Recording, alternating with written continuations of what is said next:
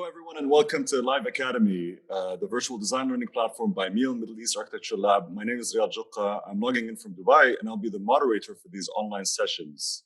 Live Academy is a decentralized educational platform democratizing access to the avant-garde and the radical. Every week, we will have a lecture and two classes. Lectures will be given by amazing emerging architects working in the field of computational design. And the classes will be given by experts on a specific software, which you might find useful as an architect or designer. So if you haven't already, please sign up to as many lectures and classes as you can possibly take. Our aim is to use this time of uncertainty and isolation to connect people and spread knowledge. And as we've seen from our international audience today, we have people logging in from all over the world. So welcome. And I'm very excited to start this public lecture by Soomeen Hahm, whom I've known for years now. First, we've met at the AA Visiting School, Shanghai, where we taught under the directorship of Tom Gerbes. And since then, I've been following closely her journey, where she's been producing beautiful work that is very complex and impressive. And most notably, the Steampunk Pavilion, whom you've all have seen, which has won the first prize for the Talent Biennial 2 years ago, Soomeen, or? Last year. Here, okay. This year is just going by so slowly that it seems Yes. So when I first saw that pavilion, I thought to myself, how are they going to build that? And what I find the most interesting part of Soomeen's lecture today is to see the back-end stories of how they put together this incredible piece of work. And I'm very excited to see it with you guys today. So may I remind you that Q&A will be taken 1 hour into the session when Soomeen is done with her lecture. So please use the two options for asking a question. You can either use the raise hand button, which you can find on your screen, and we can put you on live and you can ask a question to Soomeen personally, or you can type your question in the Q&A box and I will read it out to Soomeen. Please be mindful that the chat box will only be used for informal chatters, so do not post any questions there or we won't be able to get to them. This session will be recorded, and I'd like to remind you to also subscribe to our YouTube channel, where you can find all the lectures that we've already done before, as well as this one. It will be processed and edited and posted there tomorrow. We'll also post a shorter version on our IGTV, so make sure that you watch out for that on our Instagram at meal.build. Soomeen Hahm is the founder of SoomeenHamm Design Ltd. She is a designer, researcher, educator, and architectural designer. She is currently a design faculty and robotic researcher at the Southern California Institute of Architecture, or SCI-Arc. Soomeen gained her Bachelor of Architecture degree at the Beijing Tsinghua University and her Master of Architecture degree at the Architectural Association School of Architecture Design Research Laboratory, or DRL. Her latest research focuses on AR and VR, wearable machines, and human-computer interaction. She is specialized in coding, digital simulations, and 3D modeling in various software platforms. Since her graduation, Soomeen has taught and lectured at numerous institutions in the UK and internationally, teaching studios, workshops, short courses, and focusing on computational design. She directed multiple design studios at the AA and the Bartlett. The design studio that she directed at the Bartlett, B-Pro AD, developed a series of innovative projects within architectural design discourse, focusing on design and construction by augmented humans. She gained practical experience over several years working at Zaha Hadid Architects and Zaha Hadid Design, where she engaged in designing some of the most iconic buildings and products. Soomeen Hahm, I'm very excited to have you on Live Academy. Welcome, and the show is yours. Hi, everyone. Thank you, Riyad, for inviting me. I'm very excited to see such a diverse audience and friends. I hope you enjoy my lecture today. Today's lecture will be showing a lot of work from my academic work as well as my practice work. A lot of work are done together with large team of people. Sometimes they involve a team of tutors. Sometimes it's with a lot of student efforts. So I want to just mention that. So nothing is done by myself purely. My office is run together with Hanjun Kim, who is now currently based in London. We have been developing interesting research, very research oriented practices, and we are trying to develop our practice that are that are that are like bridging our interest in academic interest and research together to practical projects. So we are doing that step by step from small projects to big projects. So in terms of our practice, mainly is Hanjun and myself, but we also work based on larger collaboration. Although we are running a very small office at the moment, but a lot of work are involved with a lot of different people's efforts and teamwork. Before I show any actual work, I just want to put a little bit of background and kind of introduce where is my work is laying. As Riyad mentioned, that also I worked for Zaha Hadid for several years, and the most of the work that we have been as a designers, we have been really working in that type of offices are trying to kind of create more unique experiences and break the traditional knowledge of column, architectural elements, i.e. columns, slab, staircase.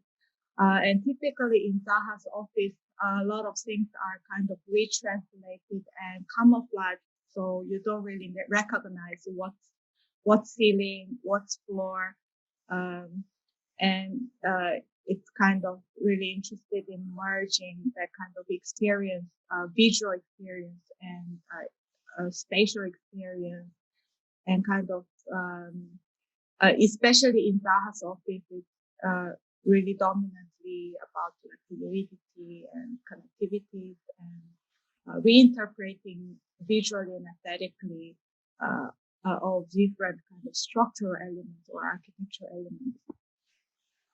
So I have been involved.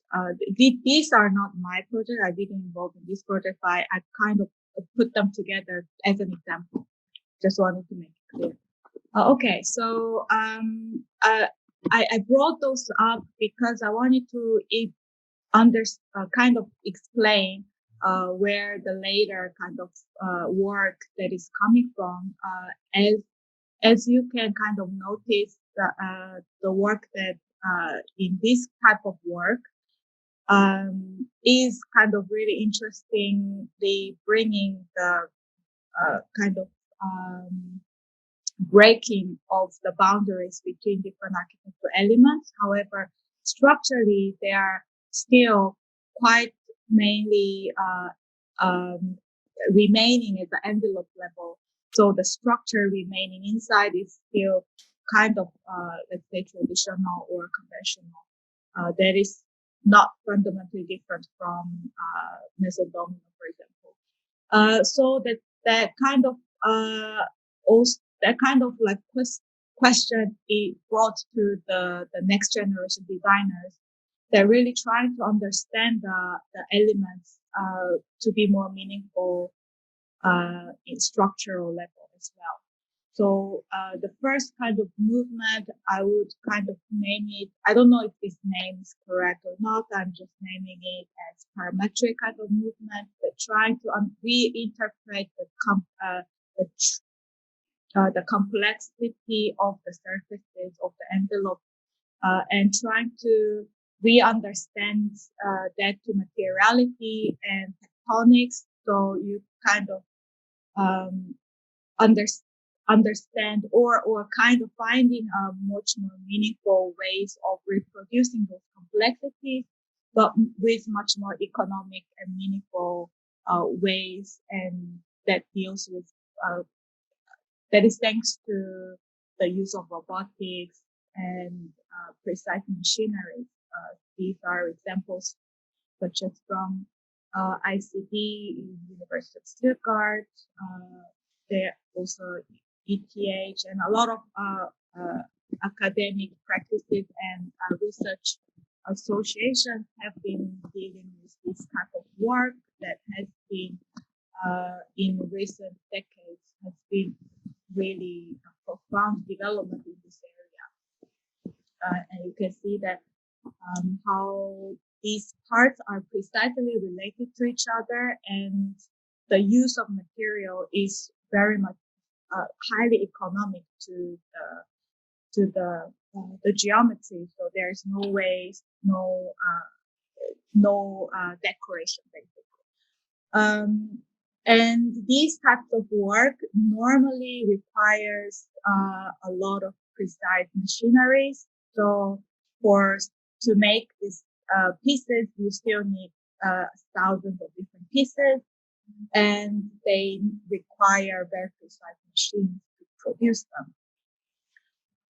This is actually geometry-wise, it's not very different from what it has been in the earlier stages, which still requires a lot of computation to optimize things. So I would say next movement or kind of like questioning this is the generative method, really questioning that whether we require all these precise elements and machineries, or we can have more like loose relationships between more simple parts to recreate these complexities. But the elements themselves are prefabricatable, or they are much more simple. The intelligence is in the assembly and the connectivities of these machines, of these parts. And these are thanks to the introduction or the gained population and technologies of object-oriented programming.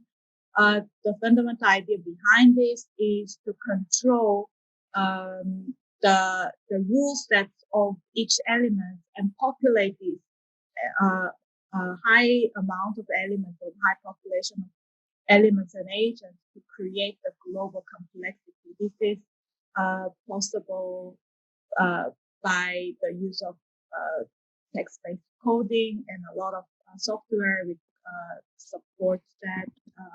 And this kind of computational paradigm has been nurtured this type of work, for example, to have very simple elements to accumulate it and creating complex geometry as a result. And from my work, I have been also working on the use of text-based generative method a lot. From the early work, these are some examples of these kind of computational methods that is applied for different projects. Some of them are, especially these ones, are done in Bartlett with students. As you can see, that these examples are using the computational method to generate different geometry. It's a good way of collaborating human control with computer algorithm to generate interesting geometry, which is what humans cannot really model manually. So I was really interested in exploring those aesthetics and trying to bring in those computationally generated aesthetics and spatial qualities into physical world, as sometimes it can be products, sometimes it's installation. In this case, it's the furniture level scale, and trying to apply that bigger, hopefully. And also as a quick example of more architectural application of this is trying to use this kind of inspirational, this generative geometry as inspiration, applying that or kind of translating that kind of concepts into architectural interior. And that has been translated to a architecture prep project, and this is a built interior project that is done with Jakub Klasta, Igor Pantic, as well as Kuo Wang from China. We have collaborated for this project. It's a museum interior. So basically trying to kind of explain how we are kind of using these generative ideas from conceptual level to product design to architectural design, in this case is interior. In SciArc this semester lately, I was teaching these ideas to students, trying to these were done by second year undergrad students, which has to be kind of simple down to a more understandable level. However, like we were trying to explain these ideas using very simple elements to accumulate them and create architectural trunk, and also exercise how to project these elements in AR so they can actually experience this in scale in real world before they actually understand how the scale actually works in real world. So actually in this project, as this seminar has been locked down since for the coronavirus, so AR kind of worked as a kind of reinterpretation of physical model. And with the same group of students, they also developed architectural projects using the similar ideas. So these are, I brought this as an example to see how these can be kind of speculatively foreseen into architectural spaces, architectural design.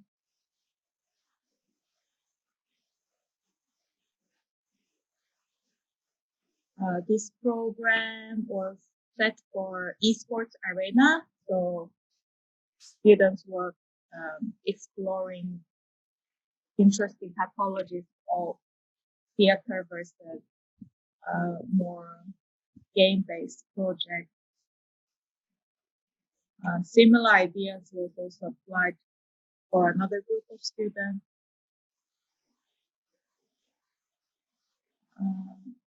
Yeah, it's also a game arena, esports arena.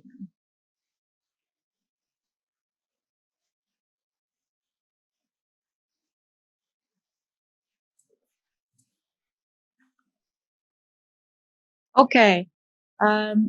So since 2000, when was that? 2013, I think I joined BART teaching at the Bartlett April, and together with Daniel Wadrick, Stefan Bassing, Igor Panty later, also with Guan Li, we developed series of student projects that is exploring different ways of using materials that are more based on manual making, that is not necessarily involving any machineries or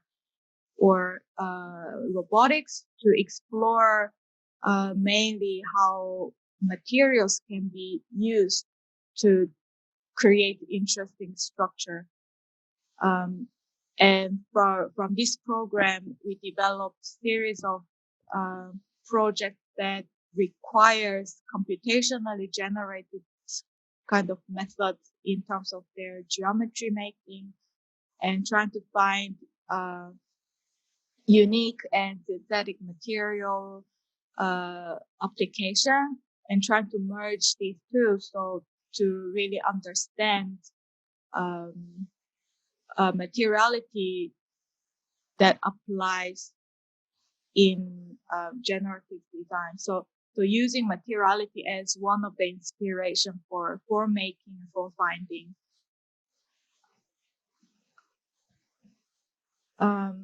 This series of projects and the work methodology, we kind of really enjoyed, because we don't really start from any tools or machine.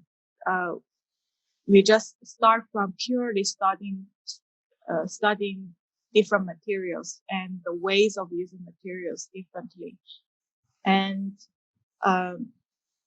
that later maybe some materialities or some making processes can be benefit from the use of robotics, or maybe not. They're too complex to deal with, so only hand making can deal with it. But there is no closed answer or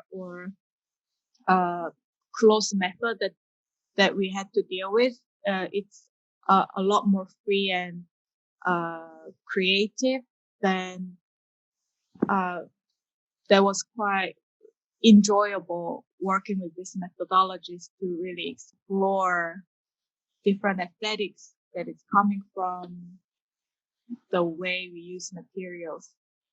Later on, these projects are shown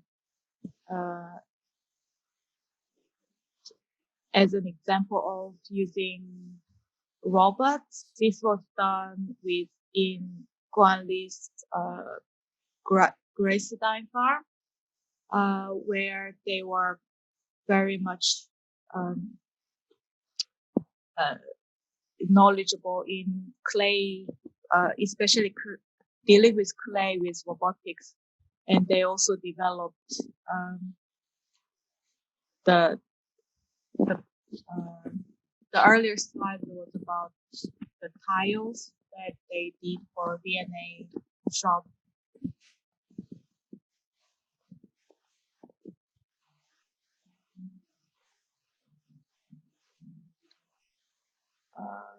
This one is kind of unique one. Dealing with overplating copper to create decorative element or connections or jointed connections between parts. In the beginning, we were trying to kind of develop it more structurally, but very soon we realized that these overplated elements are so fragile. But it was a very fun project. This one is about casting aluminium. There are really a lot of projects. I was somehow involved in many of them, some in different degrees, but all of them are available to find on my website. So you can feel free to check them out later if you're more interested. Okay, so later on, since 2016, we kind of branched out from that lab to kind of I decided to involve in the AR based fabrication, because in earlier kind of work you can see that there we were involved in a lot of manual making, hand labor, but the computational models were less precisely executed, or many times we had to kind of using eyeballing or like guessing. There is no really a way for us to have precise method for creating blueprints.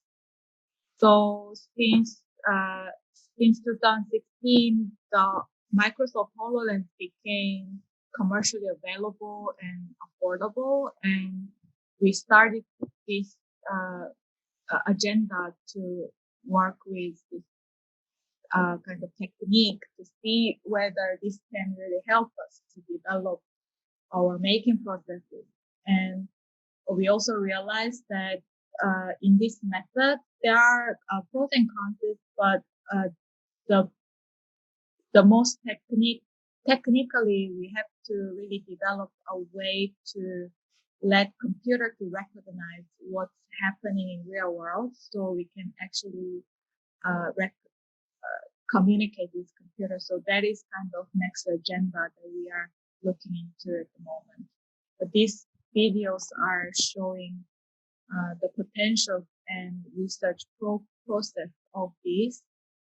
So here you can also see how computer can help generate and test the physicality of assembled models.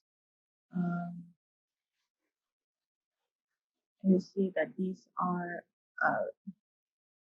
casted ceramic blocks, and here you can see how they're testing a computer vision to recognize the geometries. So you can, in real time, a computer can read the assembled models in real time. And that can be feedback to humans through AR. So it's kind of a communication between human maker and computer decision. Okay, this is another project showing another study. So using gesture to control to generate the geometry somehow, and using AR to project the digital model to for human maker to follow. This project is a good example of a kind of a complex geometry in terms of the detail. So was very difficult or impossible to calibrate if it was a robotic process, for example. And students are, let's say, they are not highly professional labor, but they could build these parts within a few days of manual work using AR. This was done in 2000, I think, 18, 2 years ago, I think. Developed this, inspired by European ironwork. So they were using metal bending,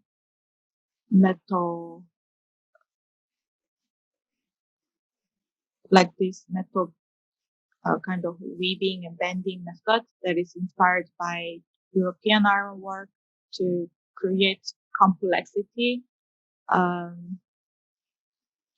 So it's a way of questioning, like we are basically kind of questioning whether robotic or 3D printed similar projects are the only way for our future of fabrication. Okay, so after all this academic work, we had a really good chance to build our own pavilion. It's done together with Hologram and Igor Pantic. I have to say they were like really fantastic team, and they developed a very really good software in Rhino that connects Rhino to HoloLens, and they are developing. Yeah. Anyways, this was a pavilion for Italian Architectural Biennale, 2019. It was finished building last year in September. We are lucky that after this coronavirus, they postponed 1 year for the next one. So our pavilion will be standing there for 3 years instead of 2 years. I hope it's kind of standing there still. You probably have seen this one from last year. Gio was the curator of the pavilion. We won this. We were very happy that we won this chance to be able to build it, and we decided that actually the brief was to use timber. That was the brief, and we wanted to do something that breaks the rigidity from the previous 2 years pavilions. And we wanted to test something that we never really know how to do it, and something really exciting and fun. So we decided to learn ourselves, teach ourselves the steam bending process. This is the traditional way of steam bending. Normally, steam bending requires this kind of really precise formwork, or let's say molds. And we developed this kind of molding system for customized molds. So we kind of if we have thousands of different curvature, we can have thousands of different molds. So we are breaking from this traditional mold making processes. So basically, this is the AR view of how the mold is kind of quite precisely shaping these things. So basically, what's really required in steam bending process is that the timber has to be wet and hot during the molding process, and that has to be standing there and clamped on there for at least half a day to 1 day until it completely dries up.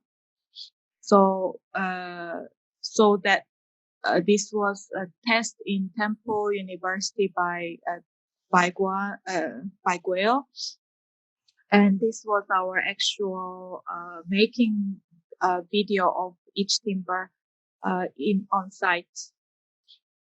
After we have run the 2 different workshops to test our processes in universities, this or process, you can see that one person is watching this and guiding people, and the mold has been already placed there also by watching the AR.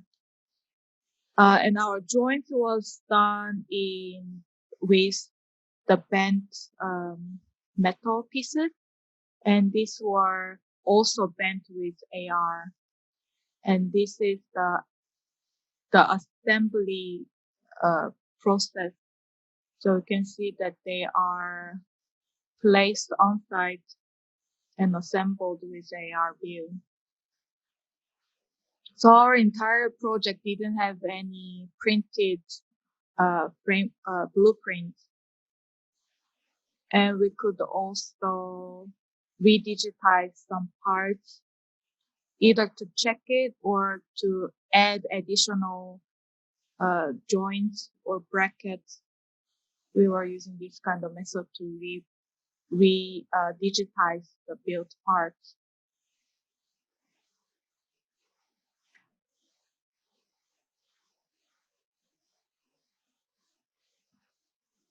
So here is a very short video showing the entire making process with some of our early digital diagrams as well. So I will just play this. We get a lot of questions about the precision. After we have also developed few students projects as well, we also realized that this method or this kind of making process is very beneficial for curvy geometries or fuzzy design language that we chose. So or a very precisely designed or fabricated parts. So it's very good for helping to see how to assemble that requires human labor. But yes, our project at the end is not 100% precise, but our design choice and also allows that kind of tolerances.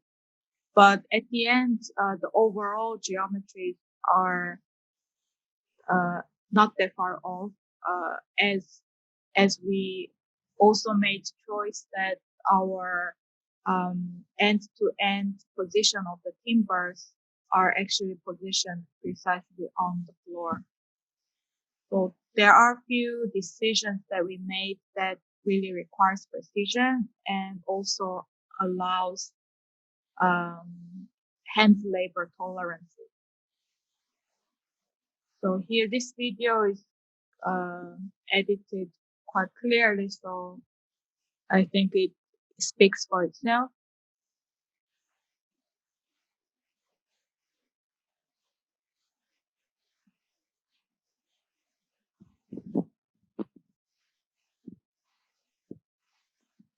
So here you can see that the overall geometries are not that far off when you see and also it's quite strong. It's not meant to be climbed, but it's actually quite strong to even be able to climb.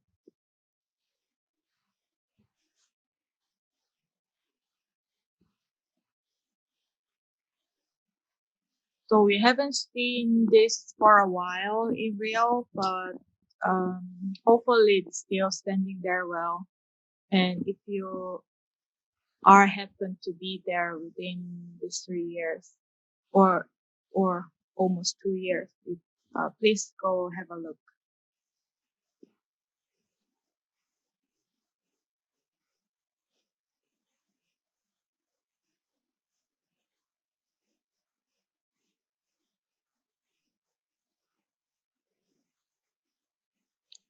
Okay, great.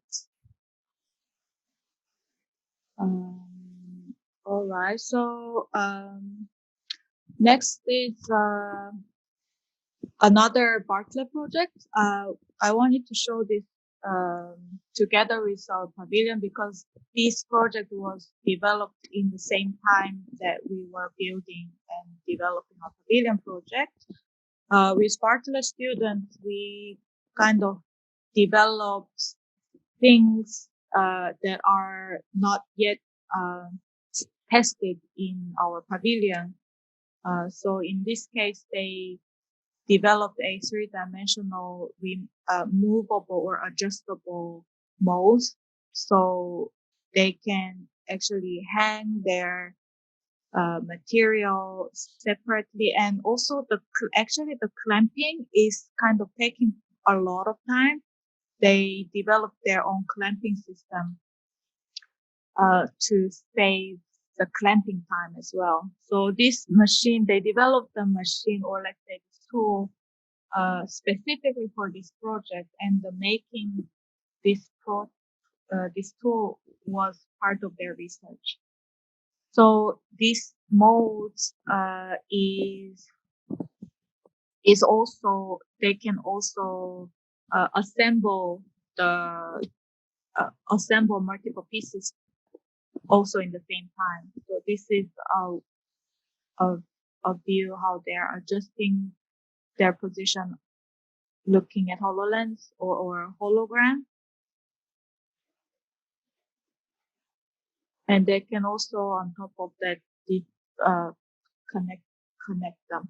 And they also developed these wooden brackets. So in our pavilion, our connectivities were done with metal brackets. Also, it was structural reason as well, liability reason as well.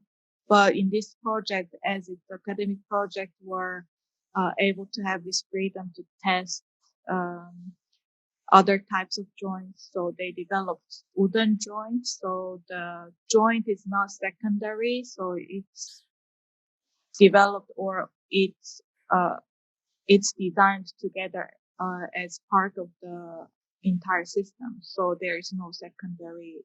It is like structure is secondary, but design wise, they are all kind of combined together. This diagram is showing how the machine is just a setup, so it's not how they can kind of break out from the scalability of this small machine.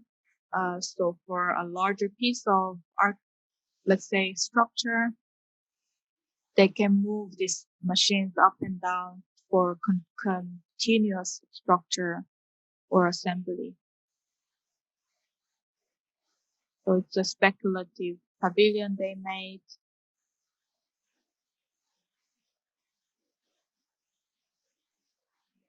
And later you will see how they were building their one-to-one pieces for their graduation show.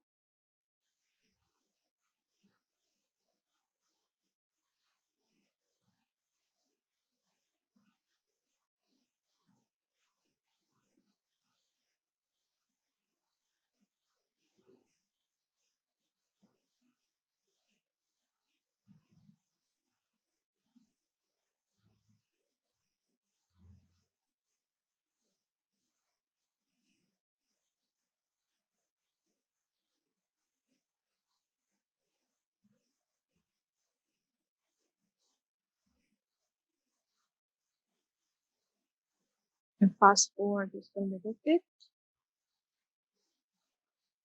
The overlay.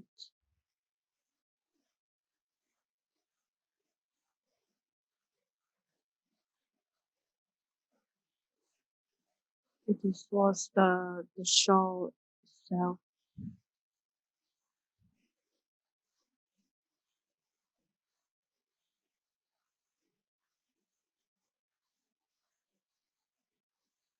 Yeah. And last project I want to show is what I'm actually working on at the moment. Um, we also won a competition for a landscape design installation. It's a collaborative project with Professor and Professor Yumi Lee from Seoul University. She's a landscape architect, and Chehan, who is head of Co-XSS Studio, who is an expert of developing AR and VR platforms for architecture. And we kind of entered this small competition together, and we were kind of amazed that we won it. It's really simple proposal. It was in a Metis garden in Canada, and this is a traditional Metis uh, uh, item in that region. And we proposed this design using different colored rope to roll it using hand. That is very handy to be done by looking at the HoloLens. And because we couldn't go there, so we hired someone that really helps us locally. We called it our avatar. Okay, this is AR view.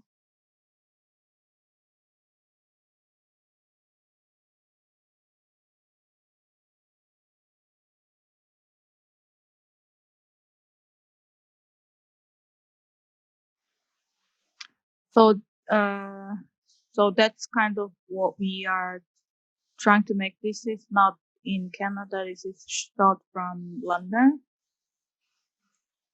And we are kind of teaching our local avatar our methodology, and we are communicating through a online methodology, online platform called Coopix. I want to show that. So this is actually a Korean developed platform. It has to be paid. It's not a free platform, but it creates a digital twin of the real site. So you can see the real site condition and the digital model in real time. So actually we can get each day development process that has to be shot, of course, by the local builder or local person, our avatar, let's say. And this will be updated daily basis, so we can actually check and walk through in real time, and we can also check that in daily basis. So we just started this. We are in construction. We are going to dig the ground from next Monday. So we are very excited about this. And this kind of pandemic situation pushed us to deal with this kind of project. So we are kind of very excited to share this knowledge with you. Anyways, last few slides, I wanna just promote few things. In SciArc, we are kind of still hiring for new students. So I want to explain this architectural technologies master's program. If you are interested in signing up, we are still open. This program is a 1-year Masters of Science project that is mainly taught by Casey Ram, Damian Jovanovic, and myself, with a lot of other people will be involved.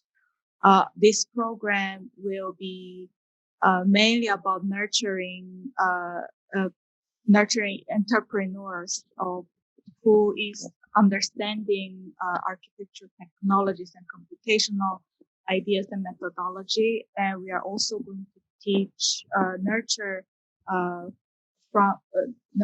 the business and entrepreneur kind of knowledge. So we are educating students to be ready to become a knowledgeable entrepreneur upon your graduation. So if you are interested in, please check it out. And if you have any questions, please ask me. In October, in July, we are running a visiting school in Shenzhen. If it goes really well, we can do it fully physically in Shenzhen. And we are looking forward to that. Another one coming very soon, in end of June, we are running a workshop together with Casey and Damian in digital future. We are going to develop um, on um, a social media controlled live stream real-time game program.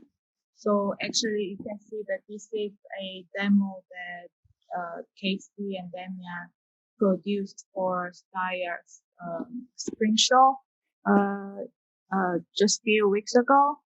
So this program is controlled by Twitch. So whoever is uploading or typing their comments on the chat window, it's developing the architectural uh, elements in the game. So it's real time. It's social media controlled. So it's a perfect kind of topic for pandemic, I think. Yeah, so that was it for my lecture. I think I was very good in timing. Riyadh, what do you think? Yes, excellent timing. Thank you so much, Soomeen. And it was a packed presentation full of super interesting slides and really great work. So we'll open to Q&A now, everybody. And once again, if you'd like to ask a question live on video, please use the raise hand button at the bottom of your screen, and we can promote you as panelists, and you can ask your question to Soomeen live on video. And you can also choose to ask your question in the text box, in the Q&A text box, and I will read it out to Soomeen. So we'd love to hear from you. We'd love to see where you're coming from and whatever questions you may have to Sue. We have a few lined up here, and I'm sure they'd start piling up as we go. So Alawiya is asking, hello, thank you for the brilliant insight. Do you consider your design work to fall into the category of discrete or continuous architecture? And if so, why?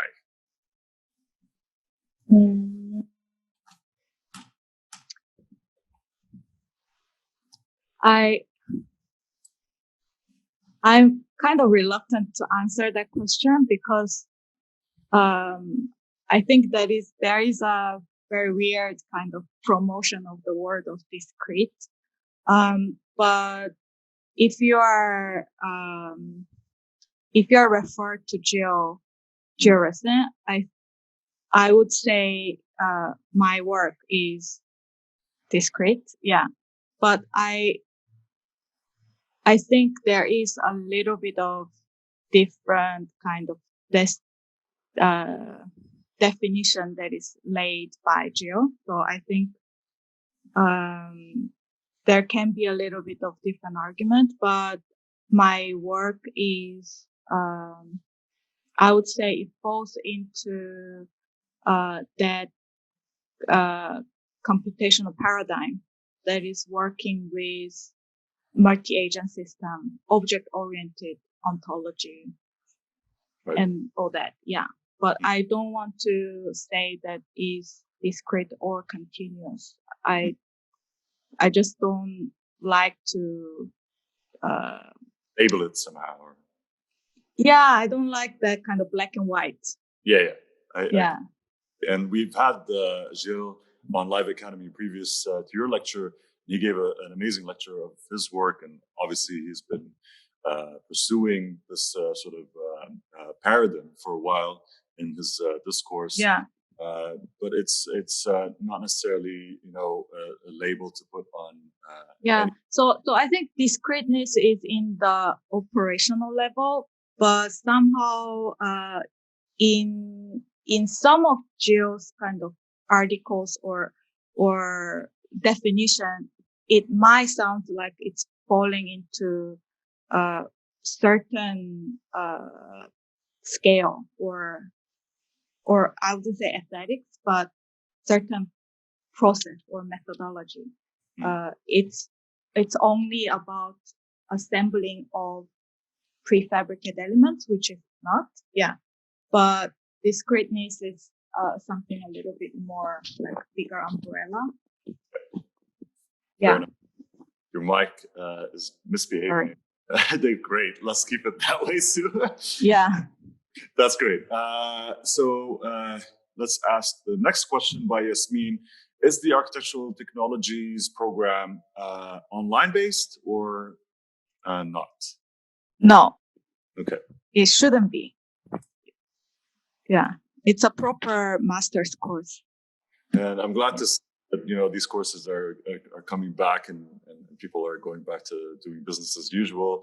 And great to see you and Gao doing a visiting school together. That is online, right? Visiting school. We hope it's not online, but we have to see. Yeah. Yeah. Fingers crossed for you guys as well. Marianne's is asking, hi, congrats for your amazing projects. What softwares were used for Steampunk? Could you please describe the digital design process? Mm-hmm. The software we used Rhino and Hologram, and Microsoft HoloLens. Yeah, and most of the geometries are developed using Grasshopper plugins, which is developed in C#. Anonymous is asking, which software by Microsoft did you mention for AR? You've answered that question just now. Hologram. Hologram. Yeah. So Hologram is the software developed by Guil and Cam, who were the partners for the Steampunk Pavilion project. So they were also the designers as well as the software developer. So we used their platform, which is really handy, connecting Rhino very quickly to HoloLens. So if you have your model on Rhino, you can see it right away. Yeah, like in real time. Yeah, in real time. It looked like a lot of fun building that thing. I mean, I'm not sure. I'm sure you've showed the highlights and the points where things were working out, but it looked like it's a great experiment in actually having or empowering men on site or women on site to basically have that sort of added level of information to pursue this level of complexity. Yeah, so we think it was not possible to be done anywhere else. It could only be done with human hands, but yet it's still computational. Definitely. Yeah. And we all know that the construction industry is very slow to change. So, introducing these minute changes is highly innovative, in my opinion. Anonymous is asking, can you explain your personal reason why you are interested in using manual labor with AR rather than robotic fabrication on that point? It was not a choice in the beginning. We didn't have robot access to a lot of robots and that resources in the beginning.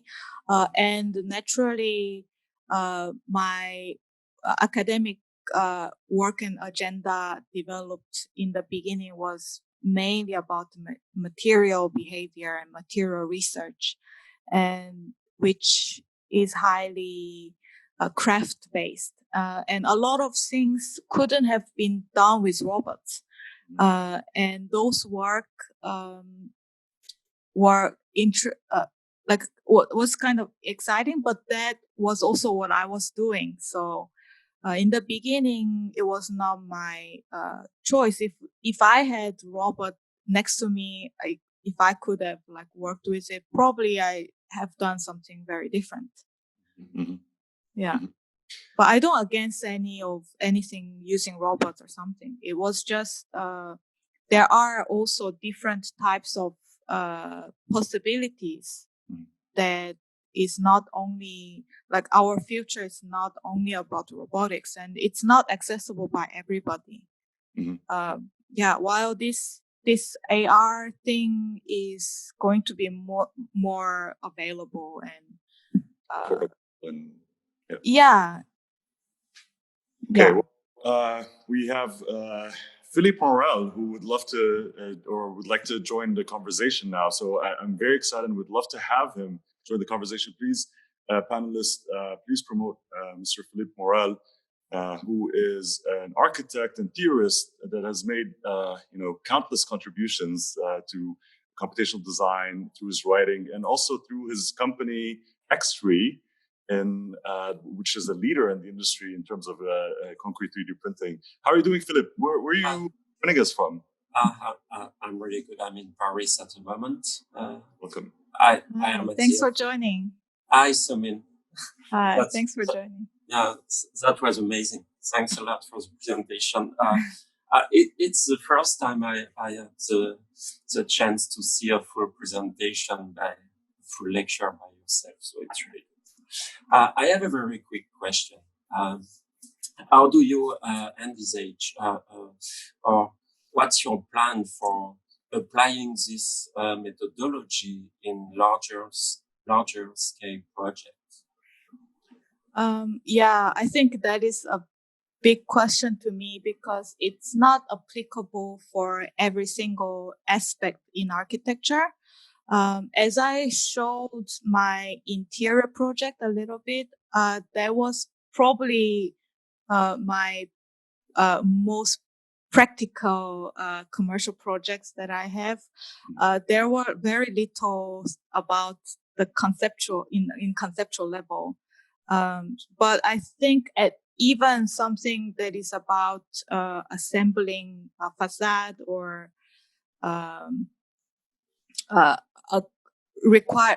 applied for at least one part of construction process, I think that will be already a very good achievement.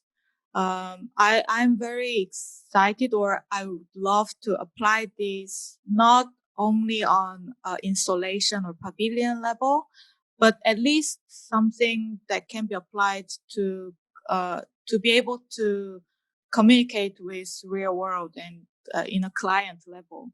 So whatever it is, even if it's just a drawing on the interior wall or whatever, like I think I would love to apply that in one of my next project if anything comes up. Yeah, but I don't see this can like do something really, really large immediately, or in the very liability proved like structural construction. I'm not very sure. And as a designer who is doing this, as I'm not developing a workflow for other designers or something, I think my responsibility is trying to push this to apply to my design practices. Also, we do consultancy, and we also helped few other projects to help them to set up AR processes as well. But I think that is a tiny part of our kind of goal to push this agenda. Yeah. So, Interesting. thanks. Philippe, thank you so much again for joining. Thanks a lot. Thanks a lot Thank for you. the presentation. And would you join us again for these lectures? So that was great. Prabhat is asking, hey, Soomeen, thank you for your amazing lecture and extraordinary work. Can you please tell us more about the MS Architectural Technologies program at SciArc? Mm-hmm. So it's the core. Well, it's a 3-semester program. It's a Masters of Science program, which will run 3 different semesters. And we will develop mainly 3 different like studio projects during the year. And at the end of the year, we are trying to get involved with a lot of like outside school people, such as business developers, business managers, and as LA has very great resources for these type of like very entrepreneur people who can teach how to develop a business. We are trying to develop people who has architectural and knowledge and computational knowledge, and being able to develop ideas to kind of nurture people to become entrepreneur upon their graduation.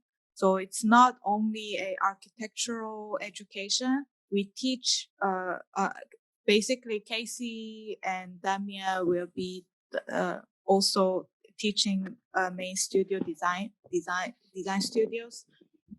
They are like really experts. They're experts of AR, AI, machine learning, and they have been really developing these agendas for a long time, and really are really expert and professional in this. And they will.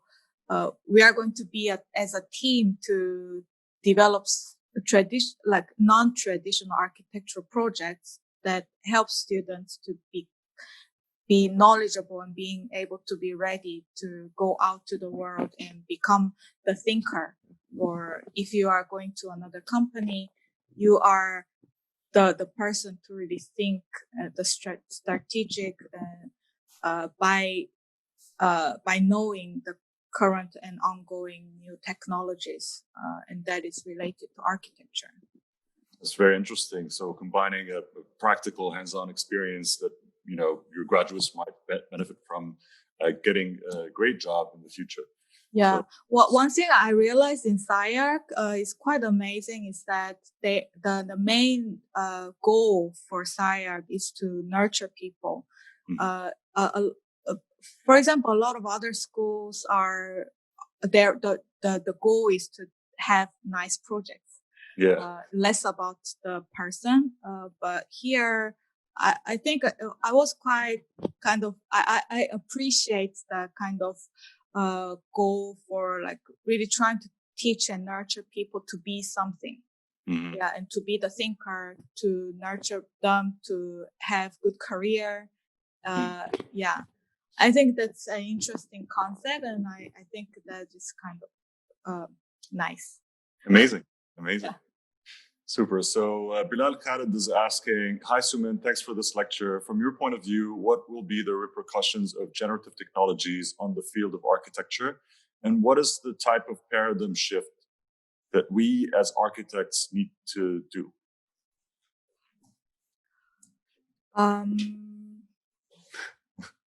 That's a big question, but I think whoever we just need to be a little bit aware of what's going on using a bigger picture, and try to do whatever is going to be useful and contributing to the society, and that will be a very good thing for everybody to do. Yeah, I think even if it's so I think I learned that what you need to do is just something really small and very simple. But if you do that very well, or just do it constantly, and it is at the end some kind of contribution to the agenda or to people. I think even if you are doing something really simple, you think it's stupid, but if you do that for a long time, if you do it very well, it's going to be useful at the end. Yeah. So if there's something that you believe it's worth, I think it's worth to really try to push it to a certain level, instead of judging in an early day. So it's very well said, and we try to hold to that in my office as well. You know, we're incrementally, by doing small projects and building as much as possible, trying to improve our craft and improve the complexity of the work. So it's very well said. Thank you, Soomeen. NT is asking, how do you use the AR headset and know where to place the first piece of the sculpture? So how does the AR headset know where to place the piece of structure? Is that, I saw there were some numbers on every piece, so you can actually have a tag onto the geometry, right? And then so that's the main technology, which is like simple idea, but we always have to set a 0-0 position that synchronizes in your 3D model and your real world. So whenever you're placing your model, it has to be exactly in the same position every time in every different devices. And so that's once you right. Sorry. It's kind of challenging to do that when you have many people on site. Yeah, but that's the main technology. Yeah, Okay. Otherwise AR is useless. Like if you cannot synchronize that real position. Yeah. To find the marker, basically. So basically you have a marker that you can scan and position the 0-0 point. So you have to print the marker and stick that to the ground. And that position shouldn't change for the entire construction period. Yeah. Interesting. Iting Lo is asking, thank you for sharing your inspiring projects. Most of the computational design, like what you've shown, are linked with architectural industries. Her question is, as a designer from product design industry, can I know how can I dive into design research like yours? I feel like a product is easier to do this. There's more. Well, there is much more room because architecture has so much constraint. That's why you can see some of my work or many of my early work is in a product level, or like even some jewelries or drawings. Right. It's easier to test out. Yeah. So lots of room for you to play, I think. Arnav is asking or saying, congratulations on winning the pavilion design. I really like the advanced approaches in the design. I'm highly interested in the same. According to you, what is the future of architecture? A lot of questions to you today, Soomeen. Future. Future is something we cannot predict. Yeah. Anuj Modi is asking, is there a design philosophy which you follow while designing the modules for your studio works? Is there a philosophy, an overarching philosophy for the work that you stand by, some ethos or? Well, I think generally we are all looking at like Deleuze and all those. Yeah, I think those are like basic that gives you basic concept how things can be merged. It's kind of self-organized. But I don't think I have like really specific. I'm not very theoretical person, to be honest. I don't have like specific philosophy that I follow or something. Yeah, but there are generally few reading lists in from my school days. Yeah. So Yeah. those probably can track back to those things. And the potential, I mean, I think every architect should read Deleuze. Fabrizio Zamborano is asking, hello, amazing work. My question is, how does the funding work when it comes to making your projects in reality? How do you fund those projects, Soomeen? So this pavilion was a very bad thing. There was a budget from the Biennale, but we gone over budget. Yeah. So this was a secretly bad thing. But we shouldn't do that. Yeah. But it was like coming from our passion, let's say. So we did it, but I think for any client projects, there are design fees from clients. Installations, there should be client fees. You should work towards that budget. Yeah. And Arthur Mamumani gave a lecture at the beginning of this series, and he mentioned a very interesting business model that he started, which is crowdfunding. Very well. Yeah, he's doing much better in terms of business. Yes, I'm not very good at that. Yeah. Thank you, Anush, for that question. These questions just are never ending, Soomeen. People just adding to it. So let me know when you want me to stop. But I think you are the moderator, so you should make the decision. Okay, I often leave it to the speaker because your time is valuable. But in the same time, from what I've seen from the previous speakers, they were interested to actually answer all the questions. So when it's the point where some things are getting repeated, it's great that we're engaging with this amazing audience. Angito Jatmiko is asking, on the next project for digitalfutures.world, I see the interactions from the viewer on the chat box to the game. Is it using Twitch API or something for the interaction on the game? I think it's so much interesting it's very interesting for the next thing to happen on game design.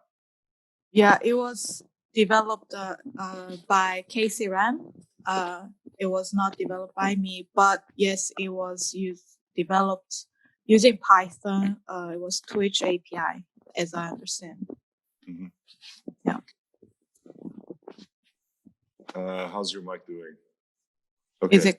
Yeah, but don't play with it because we can hear the noise. Oh, sorry. Anonymous is asking, how do you use this methodology as you grow globally? How do you see this methodology of basically using AR? Do you see it as something that would grow globally in architecture, would be adopted by more and more architects around the world? Yeah, I think in general, I think AR device itself will be more and more available. It's gonna be like the VR device. It's much cheaper. You can actually do it with like $50. You can do it on your phone with Google. What was that? Anyways, like it's going to be a available method that can be just next to your desk very soon. It's like you have your iPad. Some people use your iPad. Some people don't use their iPad. I think it's gonna be as available as that. So there will be a lot of applications in different fields, and definitely in architecture as well. But most of the people are communicating that as more in a representational level, whether you see something through or something. But I think I want to, as a researcher, I want to explore something like something more thoughtful and more like exciting to break that idea. So that I think that is my somewhere I can contribute. But I think definitely everybody will use it. I agree with you. And we've seen actually that these devices became a lot more accessible, a lot cheaper to obtain, and that the technology is developed from its beta versions to more accessible and more popular versions to use and easier to use. We've worked on a project with AR with Apple last year, and I had the opportunity to work on AR Kit, and it's actually very easy to learn. They also people had started developing an amazing piece of software, which is free to use as well. Yeah. Uh, Yeah, people are going to use it like very soon. Like you will see very easy Steampunk Pavilion, like thousands of the it's going to happen. Yeah, but I think we should also, as an architect, just think about what would be what would be more interesting to use this technology that is not thought by everybody, but it's going to be done by everybody anyways. Yeah, definitely. And part of the innovation is to start doing it. And obviously the results will never be perfect at the beginning, but then as you said, as you develop those small experiments, you gain more control. And at the end, you'd be one of the pioneers actually using these technologies right at the outset. Anonymous is asking, may I ask that for the Steampunk Pavilion, how much manpower was employed on site and how long did it take to build it? So it was built for 2 months. Yeah, from July and October. Wow. And done by 14 people, mainly. Yeah, so there were more people, but we had people rotating. So we always kept 14 people as a maximum. Yeah, and we had a lot of student volunteers coming and going. Yeah, but those were the manpower. But there were 3 to 4 main leader all the time. Yeah, leading power. Yeah, more than that actually. Pretty rainy in Tallinn, right? It was raining while you were building. Yeah. A lot of rain. Yeah. Lip Lee is saying, "Hi, Soomeen. Greetings from Singapore. Hi. I'm wondering how accessible are these VR technologies? Are they hard to learn? And while the process you might develop may not be applicable to larger scale, will a DIY maker be able to download a project and build it in their backyard with no training in architecture?" The making process doesn't do anything with VR or AR. You need to be a good maker, otherwise, like if you don't know how to use a screwdriver, then so the making skill is naturally by the maker, but the VR or AR technique is not that difficult to learn if you know how to use a software. It's as easy to learn as that. Yeah.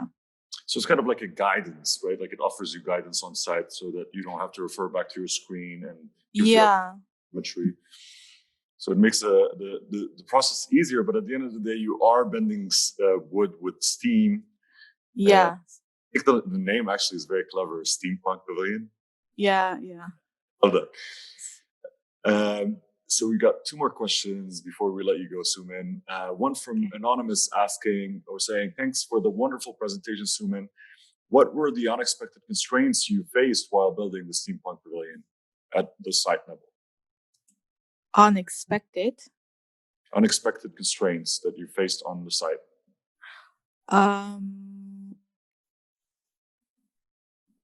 What was unexpected? Were there any delays or we actually finished it on time very well. Unexpected. Yeah. So we made a covering tent, but that one was too light. So there were a lot of wind. Yeah. So we couldn't really cover it well because we wanted to save some money for coverage of the entire construction site. But there were a lot of wind because using HoloLens. Also, there were a lot of rain. So the site should be at least covered, but that was a little bit difficult.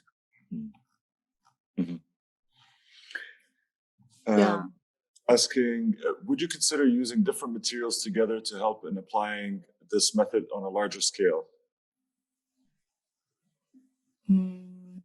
Sorry, can you repeat that question again? Would you consider using the AR method on a larger scale? I think I answered the question as Philip was asking. Yeah. Do you consider having volunteers from around the world for such projects? The work is really interesting. Thank you for sharing. I think you could always use volunteers, Soomeen, won't you? Yeah, of course. Volunteers are so much helpful. It was also helpful, but there are, like, especially in America, there's issues of unpaid labor. Mm-hmm. Yeah. So yeah. And we'll end with an interesting question, and again, a very existential question from Anonymous asking, can you give us one piece of design advice and one piece of life advice? You have a lot of fun, Soomeen. One piece of design advice. Do something you like. Mm-hmm. Yeah. Do something you like. Just fall for it. Get interested in it. Yeah. For life, I don't know. I don't have that.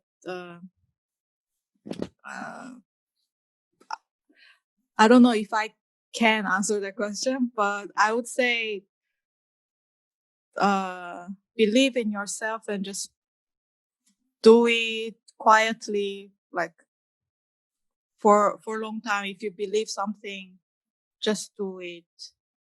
And sometimes at one point, people might recognize the value of your work.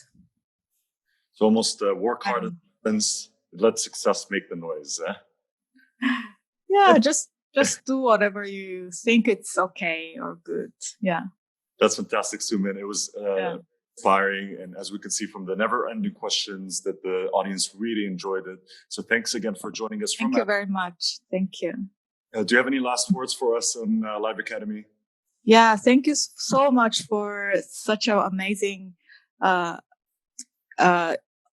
event and inviting me for this. And I think Riyadh, especially, you are doing such an amazing job to gather all these audiences together.